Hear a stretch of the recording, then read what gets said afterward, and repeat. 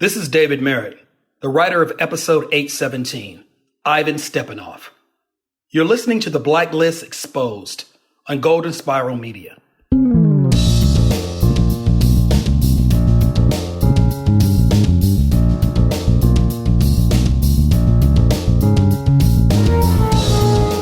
Issue a new directive. The next person that whispers important info gets a sock full of pool balls.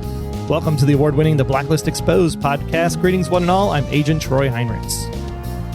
And I'm Special Agent Rory. And you know what, Troy? I miss Pria already, too. Thanks for joining us yet again for number 5 on the Blacklist, Ivan Stepanov, written by David Merritt and directed by Adam Weisinger. Show notes and other intel for this episode of The Blacklist Exposed can be found at theblacklistexposed.com. Greetings, one and all. Aaron is on vacation this week, and based on the information I got from him, that's probably a good thing, because when those whispers happened, Rory, Aaron literally just like, oh, they can't just tell us already, huh? It's got to be another whisper. Well, you know, it is only, 8/17. We still got technically 5 episodes left of the season, so can't give all the answers away just yet. Plus, True. We have season 9. Don't forget season 9 still coming. Oh, I'm just trying to get through season 8. Well, thanks for being here again. For the rest of you, if you're new to the podcast, welcome. We go over some closing stuff from last week with our profiling question of the week. Then we get into this week's case profile for Ivan Stepanov. And then we'll get into your thoughts in Special Agent Intel. Not as much in the mailbag this week, but hopefully Brenda is still listening. Hi, Brenda. Oh my God, so funny.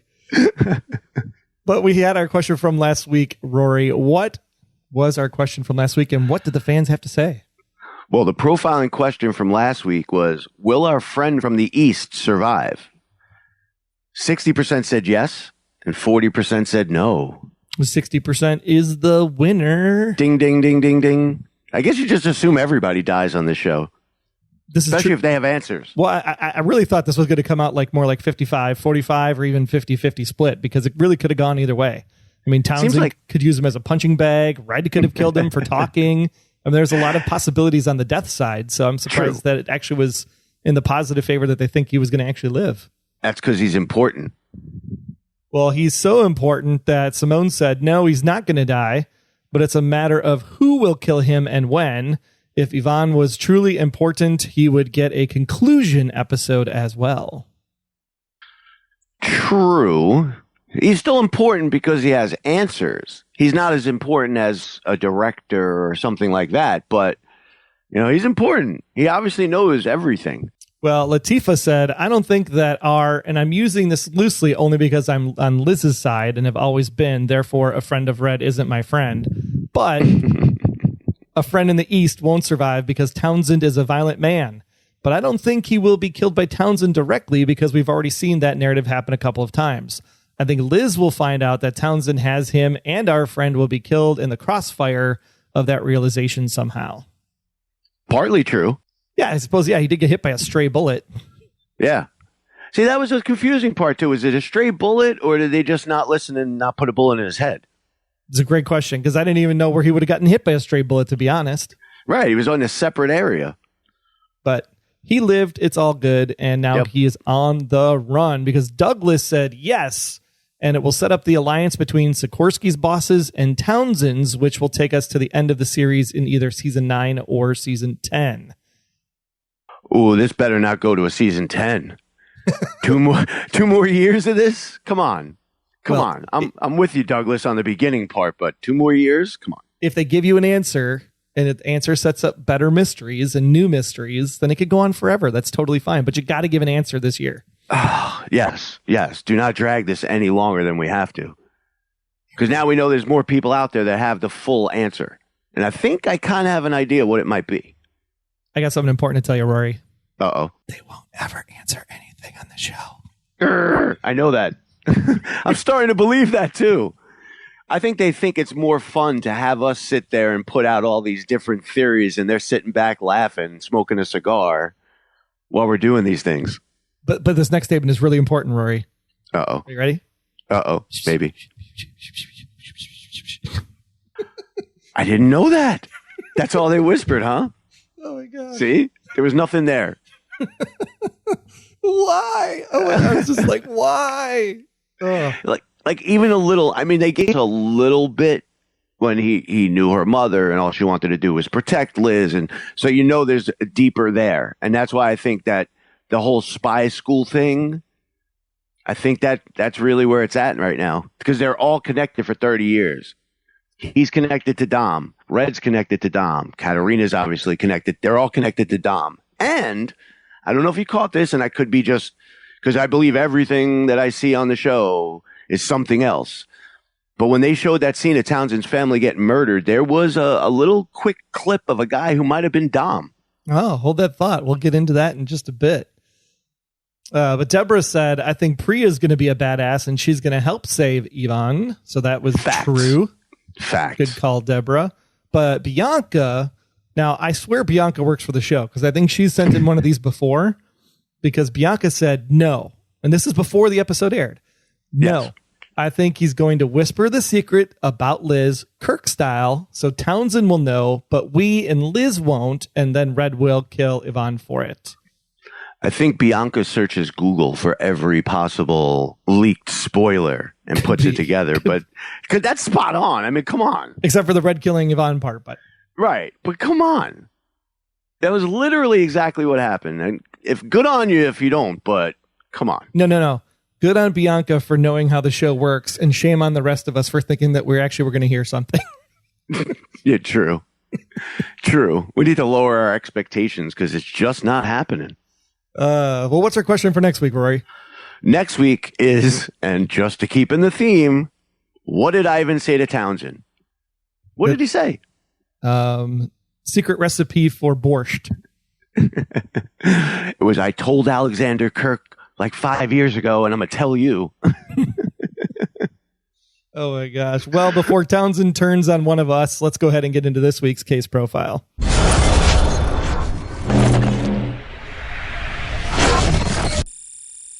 All right. Well, the search is on for Red's oldest friend, Ivan Stepanov. Townsend has him in custody, torturing him through electric shocks to basically keep him awake. That's how you're doing it for me this morning. I felt it over here.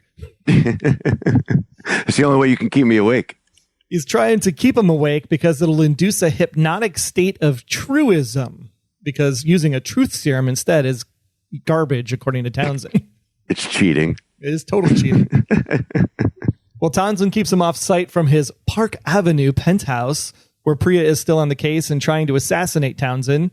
The FBI figures out that Ressler's phone is tapped and as a result invades Townsend's compound, but not before Townsend, Liz, and Pria in tail all drive to Ivan's location.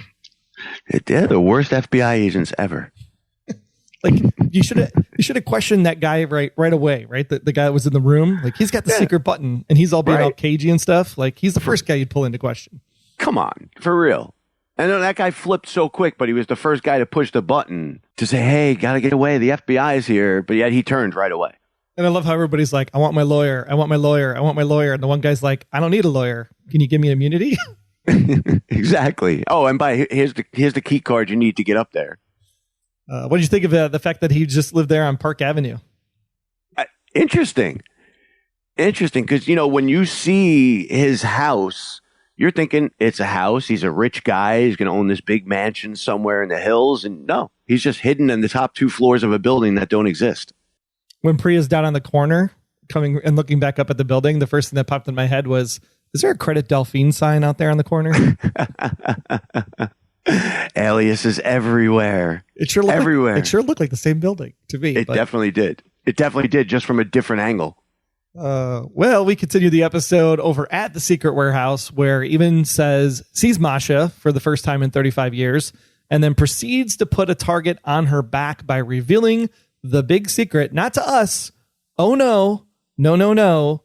Only to Townsend through those famous Blacklist close whispers. Yes. What was that? I don't know. Well, Townsend is now after Liz. No, right? 30-second whisper, and all of a sudden he's against Liz. Well, Townsend is after Liz and tries to capture both Red and her alive. but Red has other plans as Red and Ivan escape with Dembe as Liz goes her own way on foot. In the end, Red fixes up his friend and he escapes before Cooper and the team can question him. What are your thoughts this week on number 5, Mr. Rory? I actually really loved the episode. It was fast-paced. It was full of action. We got a whisper. The truth is out there now to somebody else now. At least Townsend knows whatever the real truth is. But, they gave us some little clues in there. So Stepanov is Dom's protege. Red tells him you can basically take credit because everything I am is because of you. So that's an intricate, in-depth relationship. So whoever Red was before, he obviously was tied to Russia. So I'm guessing he wasn't American anymore. We're just throwing little facts out there that, obviously form a bigger puzzle. But, oh, my God. If I was trying to connect this with Liz's spiderweb board, I'd run out of string. Like, for real. Like, there's so many connections to everywhere. I don't even know where to go anymore. Yeah, if I put 2 and 2 together from this week, it would have been that Red and Stepanov have some kind of relationship. If he's Dom's protege and then he's everything because of what he did, then clearly these two guys are probably even more of a best friend situation than probably Red and Ilya were best friends. Yes. So then the real questions become like, well, what's the age difference between these two people? Were they trained together by Dom? Is Red still, in the orbit of the Rostova family, or is he a complete outsider? And then even though he's changed a couple times, like he would never betray this country versus our, not your country, and he's changed some of those words, I still don't know if he's not an American planted in Russia, but then turned on the U.S. because maybe he liked being in Russia. I don't know. It's like there's just so much confusion going on right now that we just need a damn answer because the lexical ambiguity is getting to the point of crazy.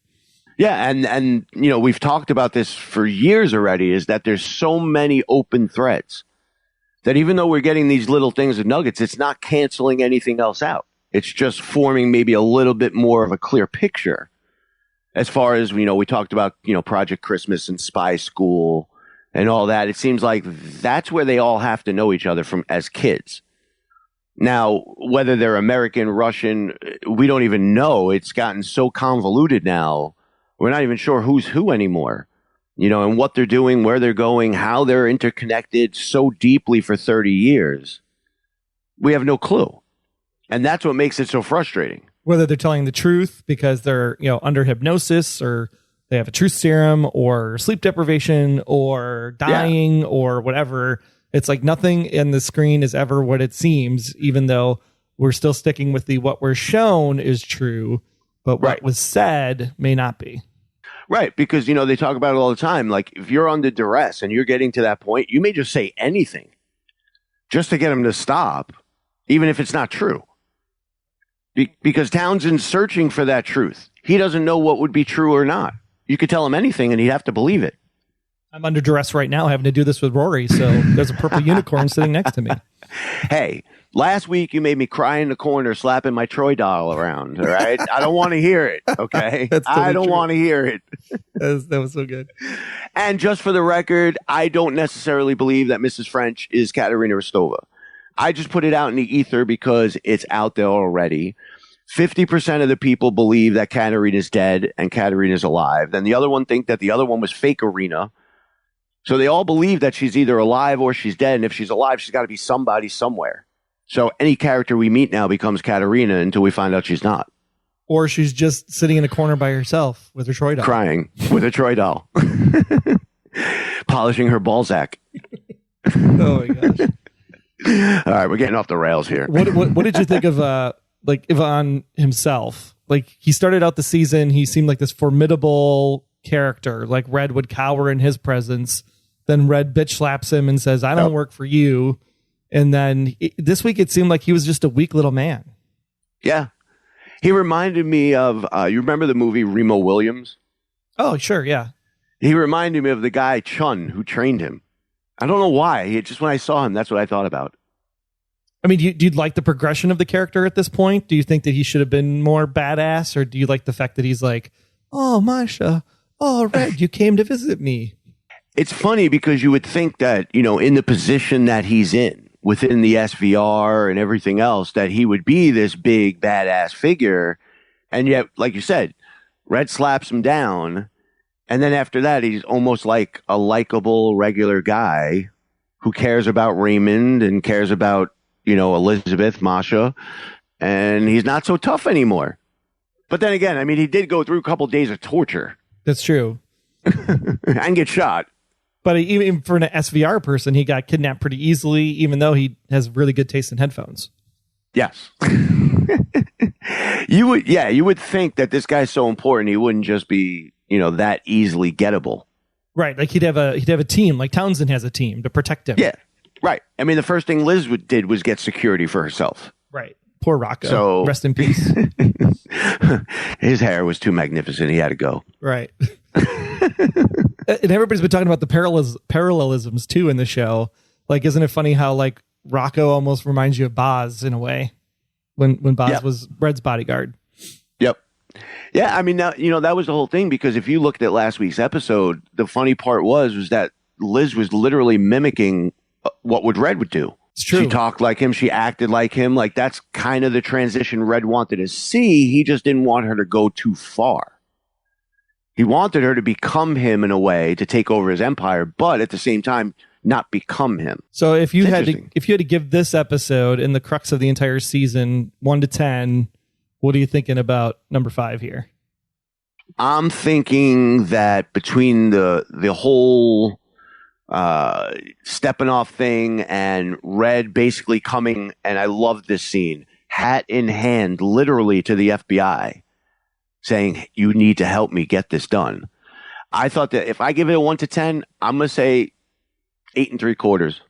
That's pretty good. Pretty good. Yeah, it was a fast paced action, a couple of nuggets dropped in there. Red telling him, I've been truthful with you the whole time. You just didn't want to hear it. Like, I just love the whole dynamic with everybody. It was phenomenal. I really did enjoy it. Which is another way for Red to say, hey, I'm being truthful the entire time. That means when I said that woman wasn't her mother, I'm assuming we could take that as truth also. Yeah, I mean, I think that's how they're playing it, is that Red has always said, I will always tell you the truth. I just might not tell you everything. Right. And in the important parts, because, you got to trace back all the way to the beginning of this show, was the fact that he told Elizabeth or Liz or Masha, however you want to call her, she needed to find out these truths for herself so she would believe them. That if he gave her the answers, why would she believe him? She doesn't know this guy. He's a criminal. He just pops into her life. So she needed to find out these things for herself. Well, she's learning. And she's learning she needed to trust him all along. That she did. Well, I'm going to change the grading scale a little bit here. Because, I mean, it is our show. And therefore, we can do whatever we want. Facts. So I am going to say that if I take this episode, literally lift it up with a crane into the ether, and examine the episode for what it is, I'm giving this a 9. Okay. Wow. Okay. It's a well put together episode. Totally agree. Now, agree. Now let's pretend I'm going to move the crane and plop it back in, say, season 6. This episode's a 10. Okay. When I pick the crane back up and I put it back into season 8, it's a 6. Ooh. Ouch. Because you can't do the whisper thing again. You just you got to give something tangible to the audience. And I mean, you would think it's such an important thing. Like, okay, so when he whispers to Kirk, it basically saves his own life. Right. This changes the whole story, because now whatever he said instantly changed Townsend into wanting to murder Liz. Well, more importantly, he wanted to make sure Red suffered because of that, which then makes you think again, okay, so now we're back to Liz is somehow related, maybe a daughter of Reddington, because he wants them to be together so that Red can experience the same pain that he experienced. Right. So we're back to the whole like father, daughter, parent conversation once again. I tried not to read into that line, but it's just there. How do you not read into it? Which then just, puts certain theory camps, like he's the original Raymond Reddington still. Yep. Back up on the board. Or he's Red Arena, put that back up on the board. There's just... Wait, have we taken anything off the board? Theoretically, no. But I mean, every time you get one of these like revelations, it's like, even though you've been adamantly told that Raymond Reddington is dead, those were his bones. He's in the, he's ice. Like, this guy is not Raymond Reddington. There was a surgery that tuned somebody into Raymond Reddington. I mean, we've been told all of that stuff, yet there's like this one sliver of thing that makes you go, well, maybe the DNA could have been altered on the bones and maybe blah, blah, blah. And it's just like, that's why you need, at some point you need an answer. We've seen all the blacklisters that could accomplish all of that. Right. So it's not out of the realm of possibility, at least on this show. Correct. For that to happen. Correct. So remember also, I've always said this all along, and I'll still hold on to this one, was that the night of the fire is the linchpin to everything on this show. For sure. Whatever happened that night changed everything. And what we've been shown so far in relation to the fire, in relation to Katerina going to the hotel with Mr. Kaplan and bringing Liz there, and all of these things, they're all memories. And what we've been told is that memory wipes and everything else has been inconsistent on this show, so you can't believe those things. And I think the one thing we could take away, though, from this episode is that there is no way that Ivan and Masha are related. Like, Ivan's not her father. No. Right? I think that's because otherwise there wouldn't be a way that Ivan would have been looking to kill her back in episode 3, 4, whatever that was, when he was like, Elizabeth is off limits. Right. He wouldn't have said, no, she's not, basically, when Red said she was off limits. No. He wouldn't have tried to go after her if he knew the fact. But then you look at the line where, she was my friend. She was more than that. Right. What does that mean? So did he have an intimate relationship? Was Katerina just literally sleeping with everybody? Could be. You know what I mean? Like, that's the way it seems. You got Ilya floating after her. Whoever this Red is, got to have some connection. Stepanov is more than just a friend. And come on. She's everywhere with everybody. She was good at her job. Apparently. The whole thing, too, is that what we haven't been shown, and it's been talked about, the Hobson's choice. It was save one or lose both. Right. I chose the child. Wherever that happened, we have not seen yet. And I think that's obviously important, too. Because remember, we're going with the memories, and, Liz was told her memory of the night of the fire is inconsistent, that the players were there, but in the wrong order. We know Red was there. He admitted to it. So he was there the night of the fire. What if she didn't shoot her father after all, or Red, or Raymond was never really her father? If she was sleeping around, it could have been anybody's kid. Masha could be anybody's daughter. But I think that he confirmed at the end of season 2 when she said, I shot my father, and Red said, yes, I'm your sin eater. I'm still of the irk that Raymond Reddington is Elizabeth Keene's father. Raymond Reddington is the bones. Raymond Reddington is dead. Like, I have to believe that. I have to believe that core truth. Yes, we got to have at least that, cemented in fact. But if you go back to after she shot Tom Connolly, she tells him, I remember everything. I shot my father. And what does Red say? Yeah. And if you go back to the previous episode when he was trying to talk to her about Tom after he got shot, and she was like, well, can't you just say yeah sometimes instead of going into this like whole soliloquy? So I don't know if that's true or not. Because he just said yeah. He didn't say yes. You did. He didn't say anything like that. He just said yeah and left it. I'm confused. Which is enough confirmation if you believe that the Red doesn't lie to Liz mantra 8 years later. But he also didn't tell her anything for her not to believe. He just said yeah. It's true. That's why it's so hard. I love the show, but sometimes it's so hard. It's so hard. It's just so hard. Sometimes it's infuriating. But hopefully we are, on the downhill now, coming down the proverbial roller coasters, hill of season 8, maybe even the series. And hopefully it sets something up new for the future, because that would be great. Yeah, I'm thinking we all raised our hands going down the first drop, and then now we're grabbing the lap bars again going, oh, crap. But that would be fun, because then at least then it'd be interesting again, right? I think it will be. I think for the show to survive, if they want to come, Grey's Anatomy style, coming back for yet another year, there that they have to reinvent the show. This is the year they have to reinvent the show. Give us the answer that sets up a whole new string of possibilities. Well, that's the thing, too, is that, I go back to the map, the Cabal map that we talked about, that he showed Liz in his apartment that time. Multiple players on the board. Right. Yeah. That's a la Alias right there. But that's the whole thing, is that you're not seeing the bigger picture. So what if this whole time, however the Sikorsky archives figure into this, all of them that were in this spy school somehow related to Dom. So you got Stepanov, Katerina, Ilya, whoever this Red is, and multiple other people were all inserted into these organizations with the intention of taking them down from the inside. So that'd be cool.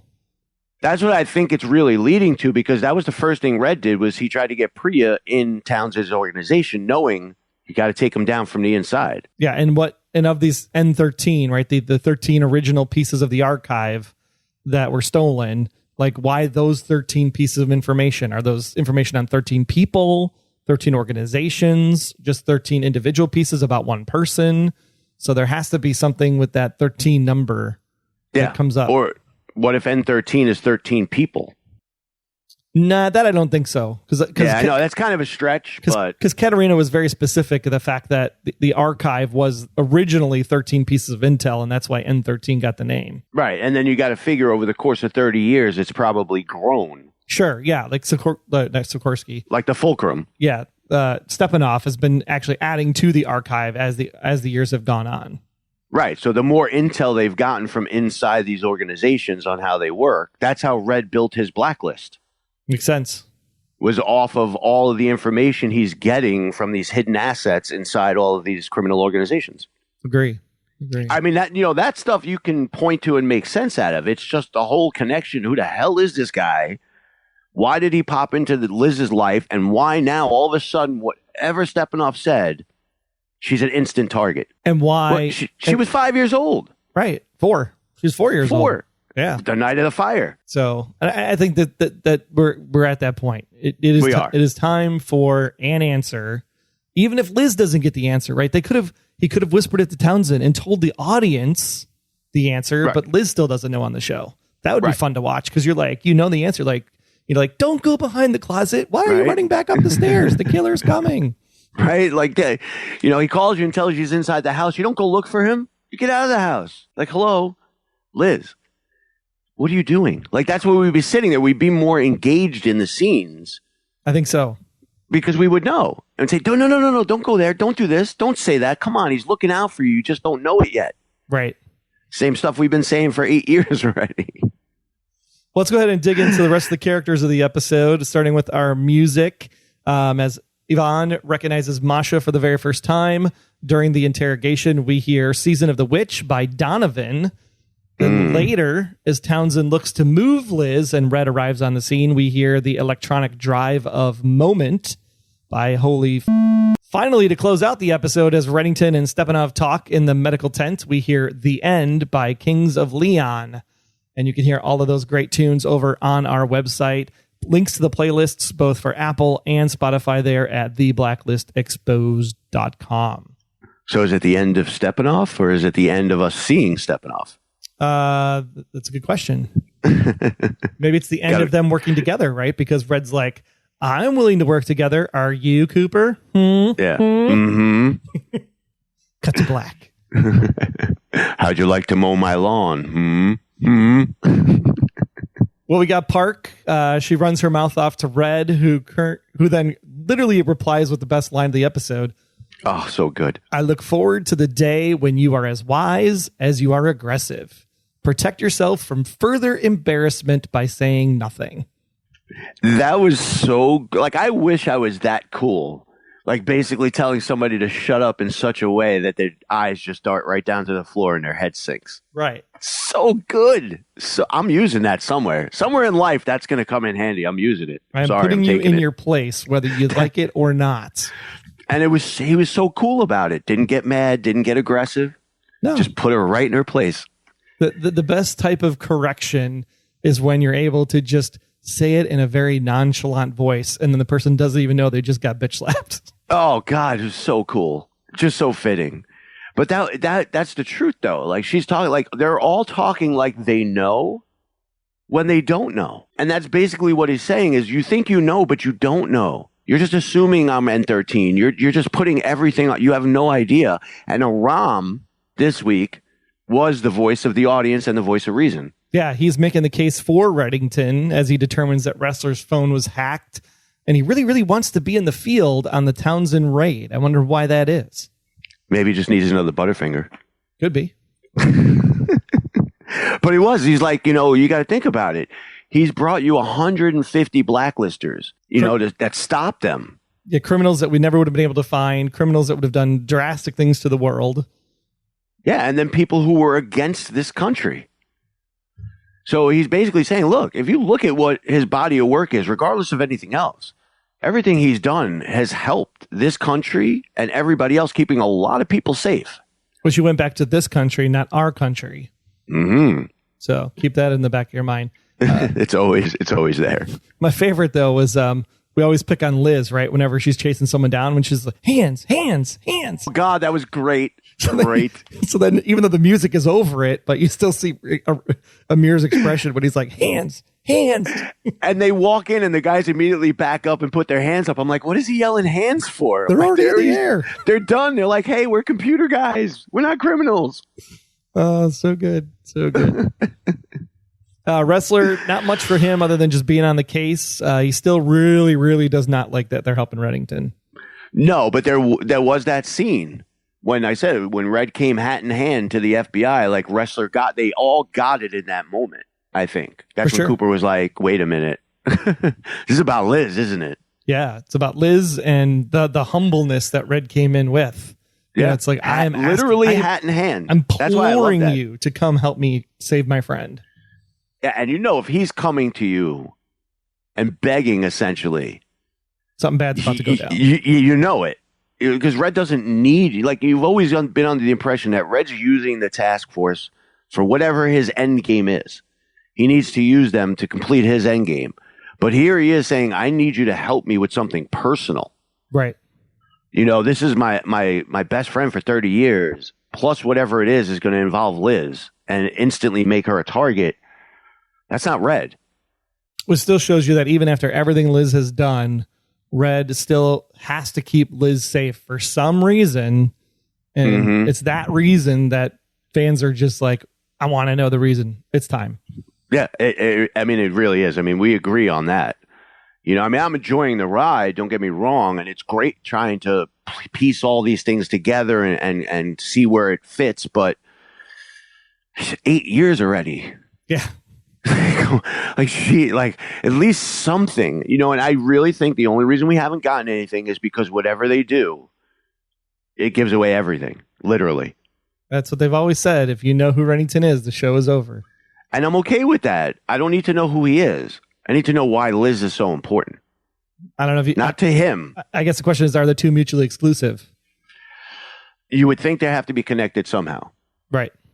That he's been not only protecting her for whatever this secret getting out paints a target on her back, but at the same time, there's something more, personal there.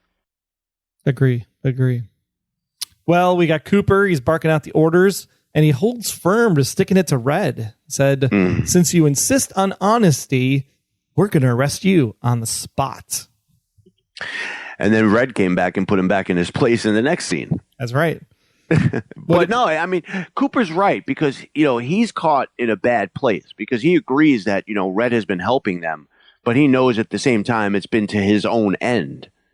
He cares more about Elizabeth and making sure that nothing happens to her.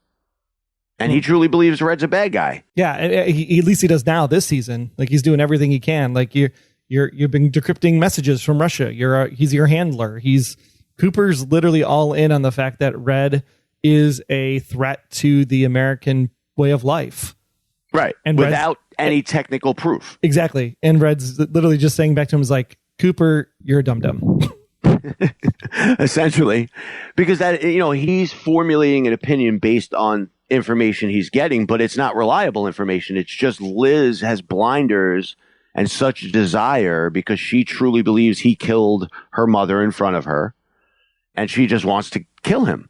Right. So everything becomes fact when it's really not fact because she doesn't even know. You were literally taking the information that you're being presented and then formulating your own opinions, turning them into what you would think are facts.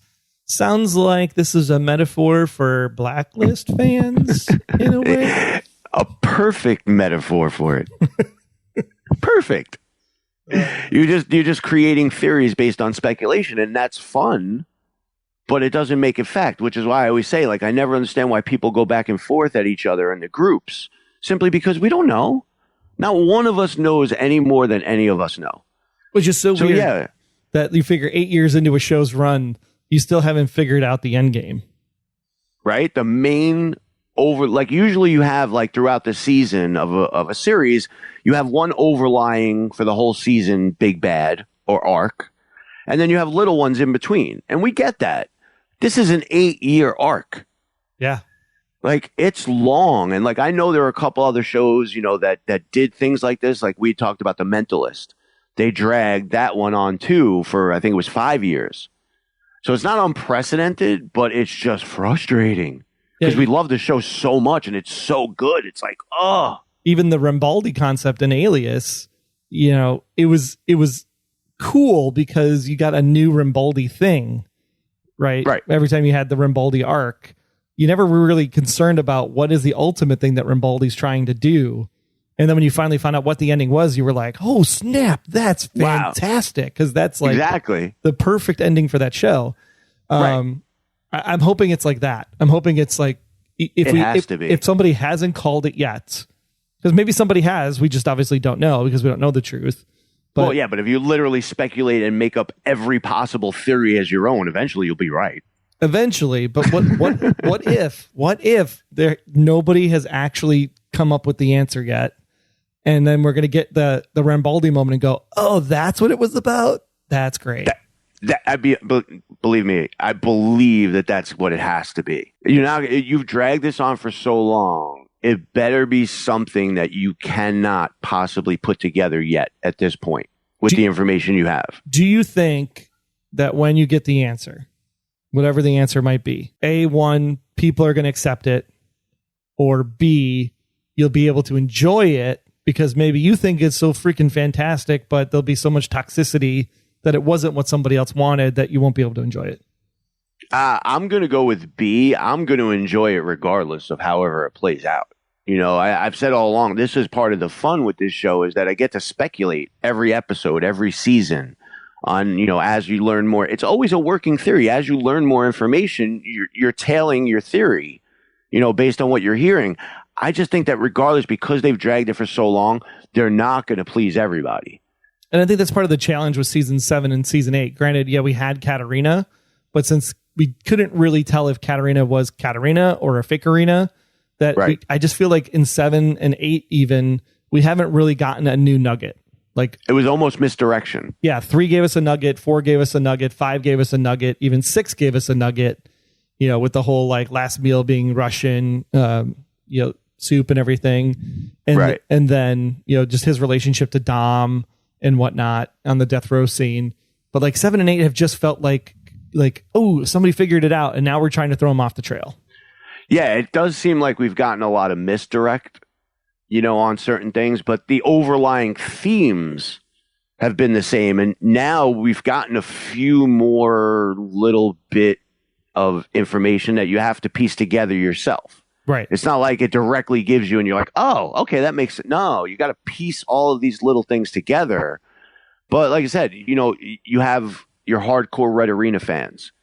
Unless it comes out to be that way, they're not going to be happy, about it if it's something else. And then you have other people who think, well, if Raymond Reddington is really still alive and that's who he is and he's her father, and then they're not going to be happy if it's not that. So I don't think they're going to please all the people. I just hope it's, like you said, as phenomenal as the end of Alias was.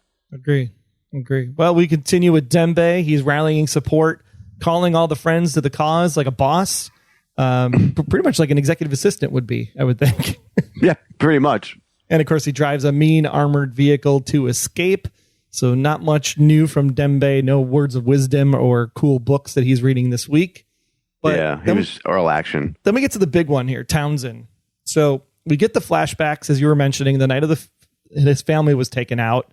Now, I personally thought I heard Townsend say when he told the story that his kids were already dead and he only watched his wife get killed in front of him. Am I misremembering that? Yeah, I mean, if I remember correctly, and again, I can misremember too, and if we do, we'll hear about it in the comments. I'm sure. But I think he had said that when he went downstairs, because he didn't say like he was taken downstairs. He made it seem like he went downstairs and one of his kids was already dead. The other one held on for a little bit. And then he was made to watch as they murdered his wife. So I think they kind of went with what the story was, essentially. Because I think he had said his oldest held on longer. That's true. Or something to that effect. So I think they played it kind of right. When I heard it the first time, I was like you. He went downstairs, saw his kid was dead. The other one lived a little longer, then he died. Then he went back upstairs and watched his wife get killed. Yeah, but in this case, in the flashback, the one son was dropped, and then the wife was knifed, right? If I remember it correctly. Yeah. He said she gets the knife. Right. So, and I'm telling you that one little quick scene, and again, it could be just because it's the Blacklist, and I literally look at everything and read into everything. But I swear that one guy with the hat was Dom. And I swear one of them that was Stepanov was there too. So which means the third guy was the third guy who Red really is. Could be. Right? Because again, it was never touched. You wouldn't think that. I said the same thing you did. I saw like the camera turned and I'm like, well, that is a really nice grayish beard on that gentleman. Mm-hmm. That's clearly in the light for apparent reason so we could see his face. And I'm like, it even looked like Brian Dennehy a little bit. A little bit. And I was like, oh, come on. I pushed it back and I was like, no, come on. I mean, they're not going to do that if it doesn't mean anything. Right. I mean, it was literally center shot, lit up perfectly, like mask pulled down just enough to where you could say, maybe it's not, but no, it looks like him. It's got to be him. There's a reason everything's connected. And that's how that paints a target on Liz's back. I don't know. But I think they showed it for a reason. Other than the fact that Dom's her grandfather. Right. But again, why would that make her a target? Like I said, she was 4 years old when this happened, 30 years ago. Or not even born yet, or just born, or because we don't know exactly when Townsend's family was killed in relation to the 4-year-old fire and all that other stuff. Right. And look, you can understand why Townsend would be a man on a mission when it comes to this, because any of us would be. You know, if that happened to anybody, you would want the answers and the person responsible. And especially with the resources and everything else he has the ability to find out. But it's taken him this long to get this close. Like, how protective and secretive was this? Yeah. Whatever it is, it's got to be good to be going on 35 years. Yeah. I mean, like I said, with Townsend, with all his resources and people, his whole thing was it was Katerina, but he couldn't even find her for 30 years. Now, here's the loophole, though. I mean, whatever he was told, Townsend knows something, whether it's the truth or not, we don't know because we couldn't hear anything. Yes. But damn it. Why wouldn't Townsend just go tell everybody? Like broadcast it, put it out on the web. Like, hey, everybody, here's the big secret. Go kill Red and his entire network now. Yeah. I mean, you would think that, the way they've made it seem is that Townsend's kind of on Red's level when it comes to, resources, criminality, money, everything else.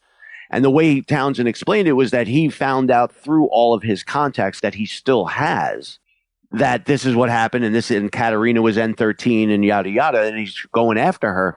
But you tell me he couldn't find her for 30 years? Right. Because Red helped Katerina stay one step ahead the entire time. Or that was the doppelganger. Mm-hmm. That Katerina's dead, and she was the one who was out there living life as Katerina just to keep that story alive. I'm confused by it all. Confusion. Unless the theory that nobody likes is true, then it all works just fine. Well, but if that theory is not true, those people also have to be amenable to it. That's right. That's the whole thing is, look, we can all live in different camps, and I visited all of them at one time or another when it comes to, theory camps. But you settle on one that you like the best, and it's a working theory, as I said before. but you can't be so closed off to anything else. That's the only thing that gets me. Definitely not. You know, be open. And look, even though it may sound ridiculous, I don't have any facts that support me saying that that's ridiculous. Right. So I'm amenable to all of these things, and I'm happy to discuss them. It's fun. That's the best part of the show, to be honest with you. That's why I love doing the podcast and everything else, because I love talking Blacklist. I'm not closed off. I'm open to everything, when it comes down to it. But the reality is I have to accept that whatever theory I settle on, if it's not it, okay, it's not it. I swung and I missed. It happens. Well, Ivan said, genuinely surprised that Red came to his rescue. Like, it's like, oh, you came. Mm-hmm. Like it was very interesting to see like their connection. And now I really want the non-numbered Blacklist episode of their relationship. Oh, there's so much backstory that would be amazing once we know the truth. Yeah, like you could do almost a half a season on just the transformation and why he became who he became and how and where all these things behind the scenes connected that we were never shown yet in the first 8 seasons. Right, it was so good. An entire season of 1990 to 1994. Exactly, all of that stuff. Bring back Carla, bring back Jennifer Reddington, like all of these things. Tie them all together. It'd be great. Oh, it'd be so good. So good. Oh. That's only if the answer is that good. Yep. And then, of course, because he whispered sweet nothings into Townsend's ear, he put a target on Masha's back, finally, after meeting her for the first time in 35 years. Yes. Oh, my goodness. Oh, my goodness. But that's the thing, too. Like, if you're in a position that, Ivan's in, you got to assume you're captured, you're dead. You know what I mean? Either the person who took you is going to kill you, or the person whose information you're hiding is going to kill you. And I think maybe that's the weird part about this entire interrogation sequence, because if I haven't seen her for 35 years and I've longed for this day, like before seeing Masha, I give out the info. After I see Masha, I think I take that info to my grave instead of spilling the beans. For sure. Well, look, he's under duress. He's been given the truth serum. So I don't think he gave it up willingly, obviously. But I think when it came down to it was he knew if he gave this information, it paints a target on her back. So I don't think he did it in any willful manner at all. Unless it was to save his own skin. Like if I can divert the information to Masha, at least I get to live another day. True, but you got to figure too. I mean, again, he's drugged and everything else, but at the same time, we talked about this with Townsend. Like, we knew this was going to happen, that it's going to wind up Red, the task force, and Liz are going to have to go against Townsend. We knew that was going to be the end result. But when it came down to it, you got to figure, even if you spill the beans to him, you're dead anyway. It's true. Either Red's going to kill you or he's just going to shoot you after he gets the information. So why even give it to him? Especially if you care as much as you claimed. Well, speaking of caring, Liz cares a lot about Ressler because she's the one that actually gave the information to Townsend by talking to Ressler because they found out his phone was tapped. Later, then she finds out that Pria is actually there to save her from Townsend. And then this is the interesting twist in the entire episode. She literally risks her own life to allow Red and Ivan to escape. Yes. And then she flash bombs Park, which is awesome. That was so good. Let me just throw this to you. You see a big flashbang in her hand. I mean, you didn't let her throw it to you? This is like the second time, right? Because they had that little tussle with the Russian knot episode, and then flash bombs her in this one. Yeah, Park was beating Liz up. Yeah, for sure. We need the final cage match between Park and Liz at some point in time before the season's over. Well, this was part two. Right. We'll do a little French part two. After the end of this episode, though, Liz still has no answers, tells her team that they need to go dark and that Skip should burn everything. Mm-hmm. Well, yeah, because her operation is jeopardized now. She just got it up and running. Right? Worst spy ever. All right, we'll have to see how Liz factors into the task force as the rest of the season unfolds. But we know where it's going. You know where it's going. It's going to an answer. That's where it's going. Damn yeah, eventually. Season 9, episode 22. Shut your mouth. Oh, wait. Do you want me to whisper it? Well, Red shows great concern for his friend, has a small moment of doubt, giving Liz a weapon. Did you notice that look in his face? He's like, yep. Uh-oh. Yeah, fine, give her one. Again, we still haven't addressed the whole Anne thing, but we'll digress. Right. Apologizes to Pria for putting her in that situation and promises to get her paid via Marvin Gerard. So I guess Marvin and Red have bonded and mended their ways. What's a goat between two friends? Or at least a goat beating. That's right. Didn't he get beat up by a goat? Right. In his ball sack, right? And of course, Marvin's going to be talking in a high-pitched voice now. And of course, Red says that he misses Pria already. I really do hope that whatever happens the rest of the season and into season 9, Pria comes back as a character because she was fun. Oh, yeah, no, for sure. She was good. She was, everybody was initially speculating that it was going to be Vanessa Cruz coming back. Could have been Gina Zenitacos coming back too. She's still out there. Zany Tacos. Is she in jail or is she out there? I thought she's out there. She probably is. She's going to factor in too, because ultimately the scar is going to be a factor, and the scar is going to match the box that Tom had and Zany Tacos had. So that's going to tie in together too. So she's a player in this somehow. So is the major. Like, this is all going to be tied together. I'm telling you. I still love that Zany Tacos. It's still a thing 8 years later. Right? That's the only way people can remember her name. Zany Tacos. Zany Tacos. With guac. Gotta have guac. Even maybe a little sour cream. But I mean, I think what I loved most about Red in this episode, this is one of the very few moments where I think we've seen him be humbled. Yes. Be real. Yes. He usually doesn't work off of emotion. And this was pure emotion for him. Yeah, both the time when he came to ask for help, hat in hand, both when he was talking to Pria and, just felt remorse for putting her in the situation she was in. And then even the fact that he's like, he literally berated the task force. I told you not to do any of this stuff. And because you jerks did what you did, all of this happened. My friend got shot. Liz is in trouble because you guys couldn't leave well enough alone. And the only way out of this is to work together. I'm willing. How about you, Cooper? See, the only thing that got me with that, look, he's 100% right. Because he's also like, this is what happens in my world when you guess. People get shot, people get killed. Like, I get all that. And he's 100% right with everything that he said to the task force. He did not lie to them. He told them straight up. But he left out the important details that Liz filled in for them. Mm-hmm. And then what are they supposed to believe? They don't know who this guy is. He shows up out of nowhere. He's caused chaos. He's killed people. Yeah, he's given us, blacklisters and criminals we've taken off the street. But at the same time, he's put one of our own in danger. She's on the run. There's a big secret that he's not telling us. And yeah, he does tell us the truth, but he leaves out other truths that are just as important so we don't have to formulate our own opinion. Otherwise, they wouldn't have thought he was N13. If he was just a little bit more honest with them, I don't know. I mean, that's how I see him. Well, I think the best line of the episode, though, was clearly Donald Ressler's. He gets the prize of being the voice of the audience when he turns to Red and said, well, we wouldn't have to guess if you just tell us the truth.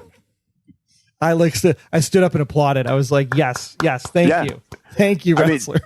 That's exactly what everybody says. But again, in Red's world, in Red's mind, he is telling you the truth, just not always all the truth. Right. And that's the important part. That's like, giving somebody your order at Taco Bell and only giving them half the order and expecting them to get the whole order. Requirements matter. They do. So again, depending on where you stand, it's all a matter of perspective. In Red's mind, I have never lied. I've always told you the truth. In their mind is like, yeah, you've told us some truth, but you're leaving out the important truths. Well, who always tells the truth is our amazing Patreon supporters. Yes, they do. And we want to take a quick second to say thank you to those of you that are supporting the show by going to Patreon. That's Patreon, patreon.com/the Blacklist GSM. Special big thanks to our honorary Blacklist Patricia. Also, special shout out to our task force members, Judy, Sharon, Rory. Wait, that's me. Karen, Bobby, Jens, and now Mary. We're all official task force members. We've all received cool gifts. You can get a cool gift too if you just donate at the $20 level or higher. You want a cool t-shirt, coffee mug? Come on, you know you do. You don't have to stay at the $20 level forever. Just a few months, you get the cool gifts. That's right. Rory's enjoying some coffee out of his right now. Good stuff. And some changes this year to our $5 level. If you do come in at the $5 level, you'll get the podcast episode and any interviews or other special things that we do before anybody else. That's right. $5 gets you access immediately after the show is over. So head on over to Patreon, patreon.com/theblacklistgsm. Fill the fedora, throw your money in the hat, even if it's just $2. One for me, one for Aaron. We'd greatly appreciate it. We're closing in on our $500 a month goal when we could do this via video for all of you. So let's make that happen by the end of the season, and we can have some fun during season 9. Stay tuned. We got more show coming up right after this. You obviously love podcasts, but are you also a fan of movies and television? Do you want to listen to a show that reviews entertainment honestly and casts pretentiousness to the wind? That debates both film and TV topics in a fun, good-spirited way, while still getting to the heart of why we all love them so much? Then don't miss the award-winning weekly podcast, The Hollywood Outsider, now available on your favorite podcast app or at thehollywoodoutsider.com. Hi, it's Megan Boone, and you're listening to Blacklist Exposed on Golden Spiral Media. All right, Special Agent Intel, Latifah is back from the before. She had more to say, so I also wanted to point out my surprise that no one talked about how when Kaplan told Liz that her scar is the key to everything, or something along the lines of that, in Misère, they cut to a scene where she was holding up her scar next to the box under the floorboards where Tom used to keep his passports and money. The scar had an extremely similar shape to the logo that was on the box, and I think that will tie into the plot at some point. Ding, ding, ding. I don't know how, but I was pretty stoked that I caught that and surprised that no one made anything of it. Well, I'll stop you there, Latifah. It's not that we didn't make anything about it. It's that we talked about it 8 years ago. Yeah, it's been talked about since the beginning. There's also a cool shot, Latifah, if you didn't notice it. The dark web scene where there was a hit out on Liz, and they were in an airport, and they basically had to fake Liz's death. If you look at the blood splatter coming off of Liz on the floor, also in the shape of the scar. Yes. Also in the shape of the box. I don't know if that was intentional. Yes. Also, if you didn't know, Zany Tacos had a similar box, which also had the same insignia as Tom's. Which was supposed to be tied to Berlin, but I don't think that was the case. Because then we found out then it was tied to Red. Or it was tied to the General, because it was the General's network. It was tied to somebody because Red provided the passports and everything else that went in the box. So where did the box come from? Good question. It's a secret society symbol. It's the Illuminati. And we blame the Illuminati for everything? Always. I'm not sure if this is the place to write our comments. I've already written and submitted some of my opinions earlier this week, so here I go again. Why didn't Liz think to go to Alexander Kirk when she was on the run? He loved Katerina, and I assume he has the resources and the will to go against Red to avenge her death. Or he would stop Liz, get it if what Red whispered to him a few years ago was relevant to what was happening, and we would finally find out what was whispered. That's a great idea. It is a great idea. Except Kirk's disappeared. But he's not dead. Red gave him the cure. No, Red gave him the cure and disappeared him. He's not dead, but he gone. But wouldn't that would have been cool if Liz would have been like, "Hey, Alexander, remember me? Why didn't you kill Red? Why did you hold me hostage if you thought you were my father? Now I'm going to basically make your life a living hell because you're going to work for me now." Right. Oh, and by the way, thanks for taking my baby up on the roof. Yeah. Yeah, I think she'd have a problem with Kirk. But whatever Red whispered to Kirk, I think Kirk's in on it now. Because I think he was also part of that spy school network. Very well possible. And if Red is one of those guys that was part of that spy school network, he whispered who he was, and that's how he knew the information about Katerina jumping the fence and dancing and all that stuff. So I think he whispered who he really was, and that was enough for Kirk. Agree. Nicoletta Forlini said, "I never thought about it because unimaginatively, I took the Keenler for granted. But the idea that there may be chemistry between Liz and Aram is not bad at all. Keen to buy for life." They're BFFs. They're BFFs only. Brother, sister, maybe, not lovers. Yeah, there's chemistry between them, but only in a deep, caring friendship kind of way. That's a rom. But kudos on Keen to Buy. That's yeah. I mean, I like the combination, but I can't ship that at all. Not at all. No, because then who's next? Cooper? Like just making the rounds on the task force? I mean, Ressler does. I mean, then you're gonna have what? Park and Liz in a pillow fight. I mean, imagine if Pria were to join the task force. Ressler would have to be on that, right? Oh, yeah. A rom would be on that. I'm waiting for Ressler and Park to get together because it was Mojan, then it was Liz. Every girl that comes in. Yeah, I mean, Ressler's that kind of guy. Totally. He just cares. Well, I think that'll do it for this week, Rory. I think so. I'm glad. No, I'm not glad. I just want more information. Yes. I need it. We'll get it soon. John, if you're listening, I need something. Soon. A little bit. It's coming. It's coming. I feel it. Drop me an email. I won't tell nobody. I promise. I'll just whisper it. Come on, something. Bravo. Well played. Well played. Well, that's going to conclude this discussion. So now is the time to recommend the Blacklist to your friend, your enemy, or your neighbor. And when you do, please recommend they also list and subscribe to the Blacklist Exposed podcast. All the case profiles can be found at theblacklistexposed.com and everywhere great podcasts can be heard. For more great Aaron, Troy, and Rory hijinks, follow us on your favorite social media outlet. I'm at Troy Heinritz. Aaron is at Aaron Smirks. Where can they find you, Rory? I'm at BB Ressler. Nice. And he's tweeting during the episode, so make sure you follow along as well at the Blacklist GSM. Talk about the show, the podcast, or, I don't know, whatever you want to talk about these days, because I can't hear anything you're saying anyway. Oh, by the way, I have gin. Card jokes are back. All right. Well, big thanks for listening. Don't forget to answer our profiling question. What did Ivan whisper to Townsend?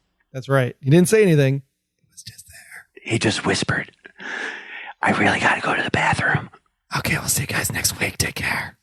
Until next time, I'm Agent Troy Heinritz. That's at Troy Heinritz on Twitter. And if you want to learn more about me, just visit, about.me/Troy Heinritz. And I'm Agent Aaron Peterson. You can hear me talking about movies and TV on the Hollywood Outsider podcast, as well as Remake This Movie Right. We are available at thehollywoodoutsiders.com or on Twitter at 5popcorn. Be sure to subscribe, download the app, submit your feedback, but most importantly, keep yourself off of the Blacklist.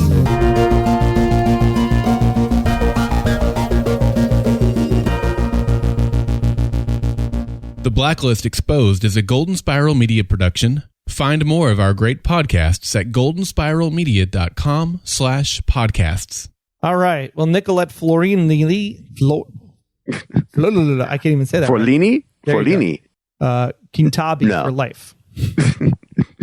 No. No, that's not right. No. It's it would be Moshe Dabai. Kintabai? There you go.